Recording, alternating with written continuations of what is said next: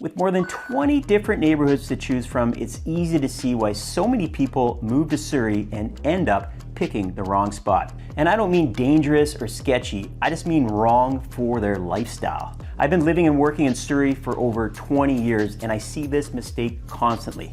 People get excited about a neighborhood without understanding if it matches with their priorities. And that's exactly what I'm going to help you avoid today. Most first-time buyers come into Surrey thinking they have to give something up, either the location or the price. But right now, the condo market is giving buyers negotiating power in places where you normally wouldn't have any. So let me explain what I mean by that. I'll start with first-time buyers. Usually, people in this spot want something affordable, lower maintenance, and with at least a little room to negotiate. White Rock is an incredible place to live, no question, but for most first-time buyers, it's just not realistic. Condos start in the high 600s, townhomes move into the low to mid 900s, and detached homes around $1.7 million.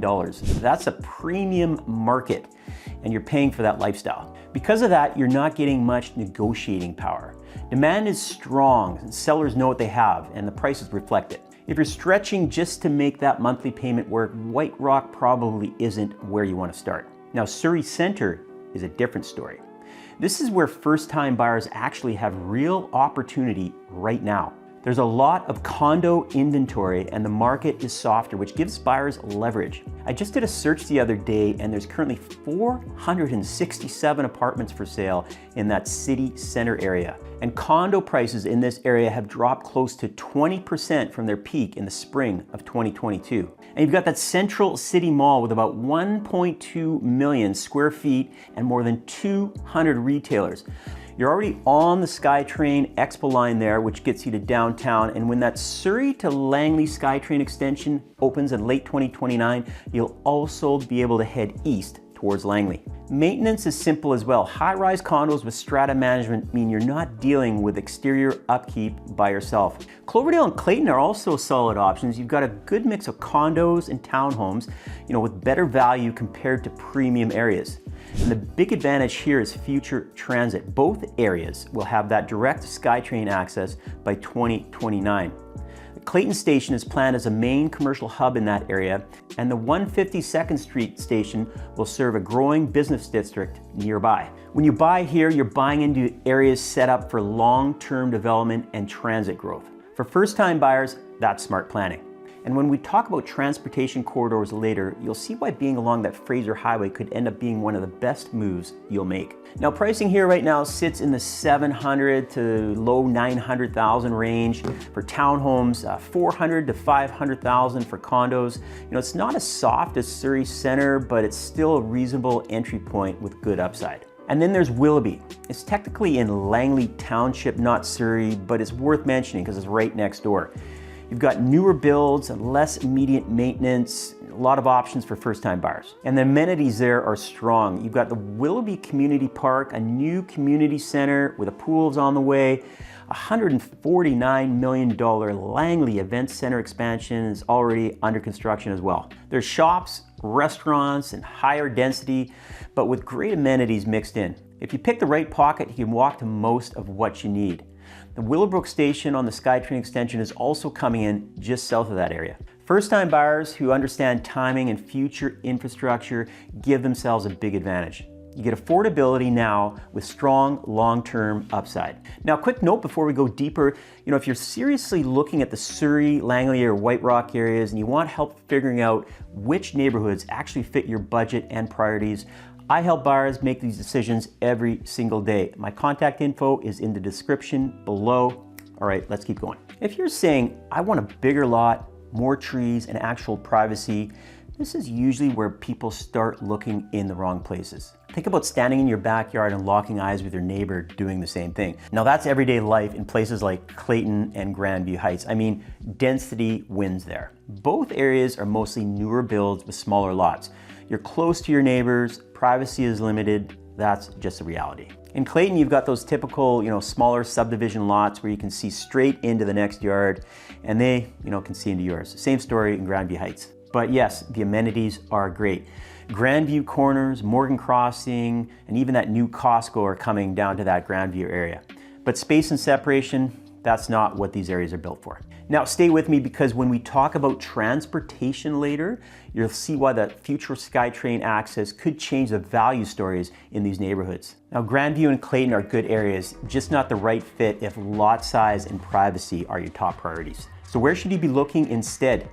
Well, Elgin Chantrell is the obvious answer if you're looking in South Surrey. Bigger lots, bigger homes, and a much more private feel. You know, we're talking lots starting around 14,000 square feet, going well over an acre, mature landscaping, established streets, you know, some gated properties, just that real prestigious South Surrey feel.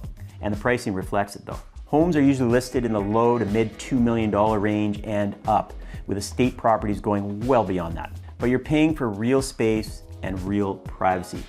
Now, if Elgin feels like a stretch, Brookswood is a great alternative. You still get that space, mature trees and things, just without that Elgin price tag. In the established areas west of 208th Street, lot sizes are typically 10,000 square feet or more. You get old growth trees, that lived in neighborhood feel. You know, and that said, Brookswood gives you room for, you know, things like RV parking, workshops, actual separation from your neighbors. People love it if they've got hobbies, toys, or projects that need space. And the pricing is more approachable than Elgin Chantrell. You're usually looking in that 1.5 to 2.3 million range for estate style lots. You get similar space benefits, but better value. People who want space understand something important. You can't add privacy later. You either buy it up front or you don't. And for buyers who care more about convenience and square footage, the conversation shifts in a completely different direction. All right, if having restaurants, groceries, parks, and daily errands close by matters to you, location becomes a big deal. Think about this. You walk out your front door, grab a coffee, hit the gym, pick up groceries, and you're back home in about 30 minutes without even getting in the car. That lifestyle does exist here, but only if you know exactly where to look. Grandview Heights in South Surrey is built around shopping, restaurants, and everyday services. If you buy in the right pocket, you can walk to a lot of what you need. And on top of that, you've got the Grandview Heights Aquatic Center with an Olympic-sized pool and fitness center, Morgan Creek Golf Course, and easy access via Highway 99 to get into like Vancouver or down south towards the US border. And even though the walk score doesn't look great on paper, pretty much everything you need is within a 5 to 10 minute drive. That's suburban convenience done right. And over in Langley, Willoughby is another strong option. It's higher density, but it's packed with parks, community centers, sports fields, and walkable little pockets. And the amount of infrastructure going into that area is huge. The $149 million Langley Event Center expansion is under construction right now, and that's adding 3 new ice arenas and 2 dry floor arenas. You've also got shopping, restaurants, and multiple parks, including the Willoughby Community Park with sport courts and fields. And if you live close to these amenities, you can walk to a lot of your daily needs. The area is designed around community spaces, not just housing. Now, if you're looking at places like Summerfield and Douglas down closer to the border, that's a very different lifestyle. These areas are more secluded. You know, you're gonna be driving for groceries and everyday errands. They're surrounded by farmland close to the US border, and there isn't really much commercial development close by. Now, it's a beautiful area, and the pricing has historically been more reasonable because it was a bit off the radar. But you're kind of commuting like 10 to 15 minute drives, you know, just to reach major shopping. The Campbell River store, you know, works for basics, but full grocery runs, you're heading into White Rock up to Grandview Heights. And Campbell Valley in Langley is similar in that way. You know, you get beautiful acreage and larger properties, but you're signing up for longer drives. It's all about that rural character and space, but you gotta drive to things. Amenities are spread out and walkability is limited. You need a car for daily life. It's great if you want that quiet acreage lifestyle, but it's not ideal if convenience is high on your list. People who focus on amenities usually figure this out pretty quick. You know, being close to everyday services makes a huge difference in how life feels day to day. And this naturally leads to transportation. If transit access and commuting matter to you, this is one of those things you really can't gloss over. You know, by 2029, there's going to be a 22-minute SkyTrain ride from Langley City to the King George Station in North Surrey, with an easy connection into downtown Vancouver. But here's the key part. You know, that only works if you position yourself along the corridors now.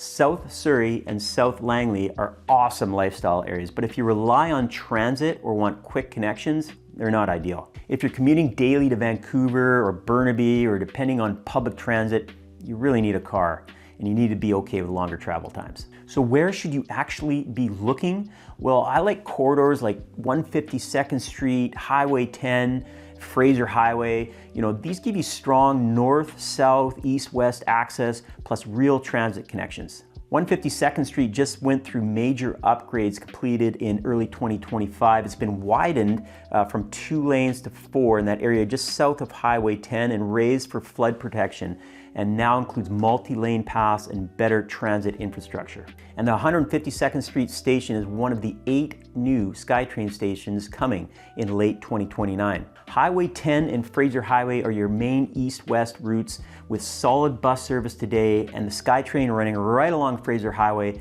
in the future. If transit matters to you, these are the areas to focus on. Now, if you're thinking long-term, Cloverdale, Clayton, and Fleetwood really stand out. Clayton Station is planned as the main commercial hub for that area. Fleetwood Station serves the community center and the surrounding neighborhoods, and 152nd Street Station ties directly into a growing business district. You're basically buying into future transit hubs, and that usually brings higher property values, more retail, more services, and more jobs clustered around those stations. People who focus on transit understand this part. You're positioning yourself for the transportation network that's going to shape how this whole area grows over the next decade. Now, none of these areas are bad, okay? They're just right or wrong depending on what you care about most. If you're clear on your priorities, choosing the right neighborhood gets a lot easier. So if you're serious about buying in the Surrey, Langley, White Rock areas, send me an email at info@moteam.ca. I'll put together a clear breakdown of which neighborhoods actually fit your priorities and your budget. The goal is to get it right the first time. And if you're curious about where I'd personally live if I was moving to Surrey today, check out the video I've linked here with my top pick for 2026. It's probably not the area you're expecting, but once you hear the reasoning, completely change how you look at this market. Thanks again for watching. I'll see you again in the next one.